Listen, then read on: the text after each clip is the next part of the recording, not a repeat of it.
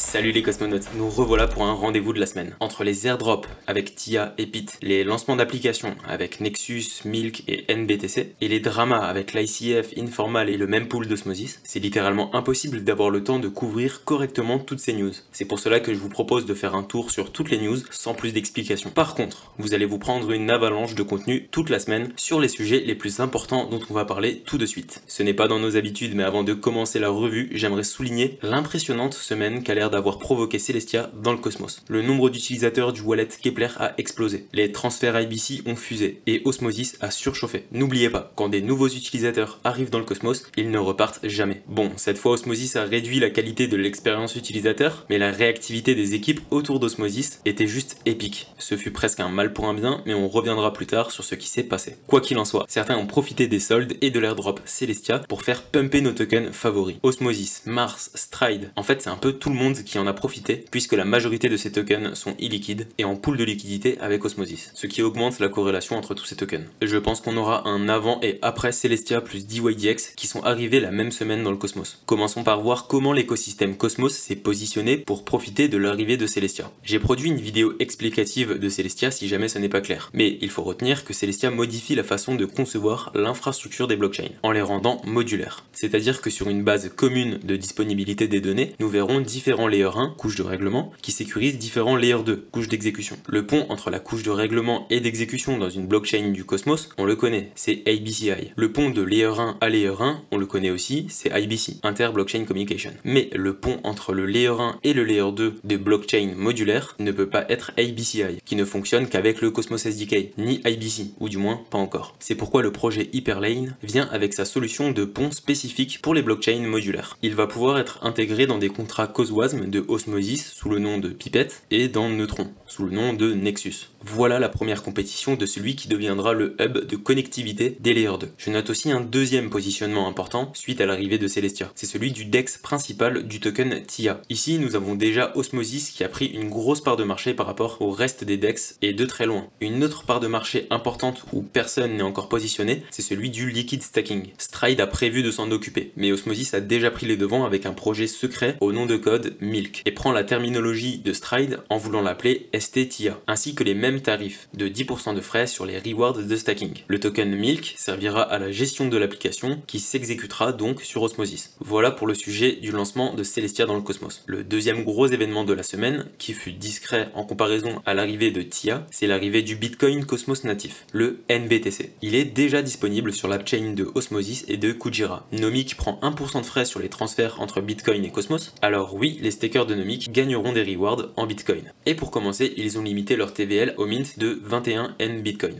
On continue avec TimeWave et sa proposition pour intégrer leur contrat dans la plateforme Neutron. Je t'ai déjà présenté le projet dans la précédente vidéo, mais il y a encore beaucoup de choses à dire. En attendant mes vidéos, je te mets tous les liens en description si tu ne veux pas attendre. En échange du système de fusion et acquisition, de financement de biens publics, de rebalancement et du système Covenant, en plus d'un partage de 20% des revenus à Neutron, TimeWave demande une petite allocation en Neutron pour aligner les intérêts et se financer. La proposition se termine le 13 novembre. N'oublie pas d'aller voter si tu as des neutrons en Volt. Aussi, cette semaine, la team d'Informal a fait une proposition de financement pour les développements de 2024, comprenant Atomic IBC, Subset Security, qui est une version de l'ICS V2, et la possibilité pour les validateurs du hub d'ajuster les commissions en fonction de la consumer chain pour rendre leur intégration plus abordable pour les validateurs du hub. Tout cela associé au travail de Haifa pour qu'Atom soit une pièce maîtresse dans l'agrégation de la sécurité pour l'interchain.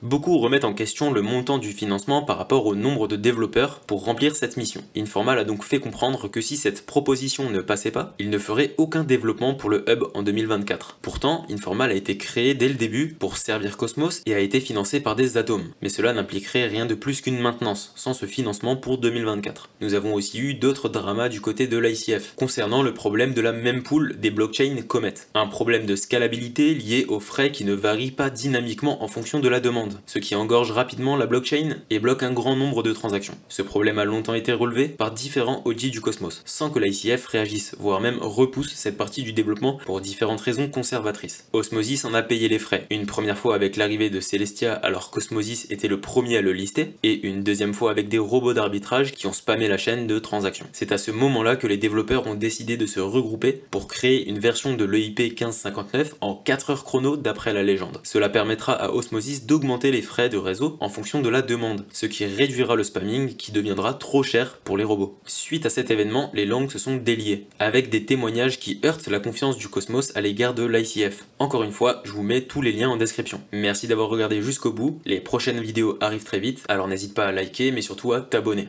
Ciao les cosmonautes!